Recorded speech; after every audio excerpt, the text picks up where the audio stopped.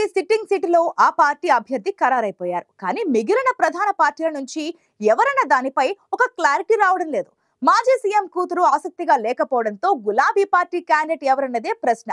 కాంగ్రెస్ నుంచి ఒకటికి 3 పేర్లు వినిపిస్తున్నా ఇంకా ఎవరిని ఫైనల్ చేయలేదు అధిష్టానం.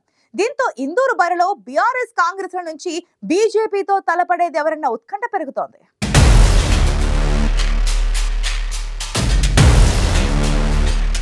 ఉమ్మడి నిజామాబాద్ జిల్లాలో పార్లమెంటు అభ్యర్థుల విషయంలో బీజేపీ క్లారిటీ ఇచ్చేసింది. అభ్యర్థులను ప్రకటించింది. నిజామాబాద్ పార్లమెంట్ నుంచి ఎంపీ అరవింద్, జహీరాబాద్ పార్లమెంట్ నుంచి బీఆర్ఎస్ ఎంపీగా ఉన్న బీబీ పాటిల్కి బీజేపీ టికెట్ కేటాయించింది. దీంతో పాటు అటు పాటిల్ ఇటు అరవింద్ గ్రౌండ్ వర్క్ కూడా మొదలుపెట్టారు. ఎన్నికల స్కెడ్యూల్కి ముందే ప్రజల్లోకి వెళుతున్నారు.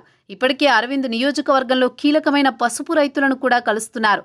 పసుపు ధర విషయంలో రైతులతో టచ్లో ఉంటూ కేంద్ర ప్రభుత్వానికి వినతులు కూడా పంపిస్తున్నారట.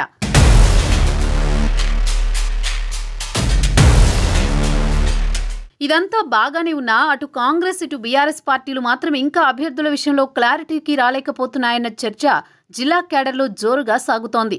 ఉమ్మడి నిజామాబాద్ జిల్లా అసెంబ్లీ ఎన్నికల్లో 4 నియోజకవర్గాల్లో గెలిచి మంచి ఊపు మీదుంది హస్తం పార్టీ.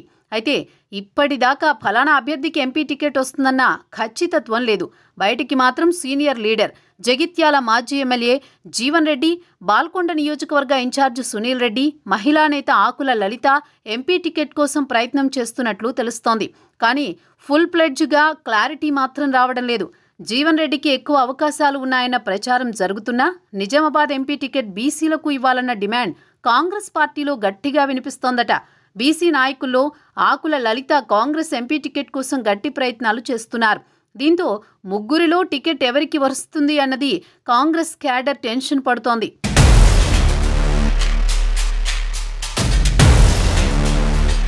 మరోవైపు బీఆర్ఎస్లో నిజామాబాద్ ఎంపీ టికెట్ ఆశిస్తున్న వారిలో 2 నాయకుల పేర్లు ప్రధానంగా వినిపిస్తున్నాయి.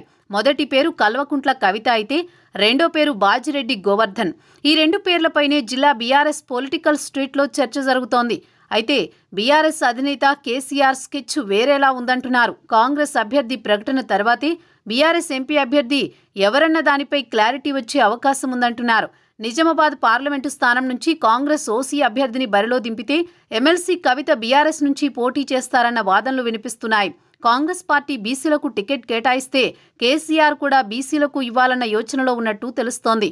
కాంగ్రెస్ ఒకవేళ బీసీలకు ఇస్తే గులాబీ పార్టీ నుంచి బాజిరెడ్డి గోవర్ధన్కి అవకాశాలు మెండుగా ఉన్నాయన్న ప్రచారం జరుగుతోంది.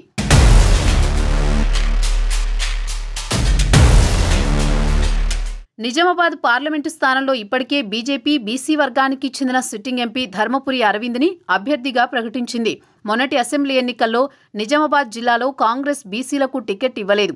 దీంతో ఎంపీ సీటు బీసీలకా లేక ఓసీకి ఇవ్వాలా అన్న దానిపై మల్లగులాలు పడుతోంది హస్తం పార్టీ అధిష్టానం.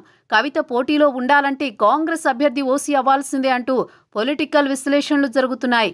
అయితే ఇప్పటికే నిజామాబాద్ ఉమ్మడి జిల్లాలో బీజేపీ అభ్యర్థులను ప్రకటించుకొని ప్రజల్లోకి వెళుతోంది.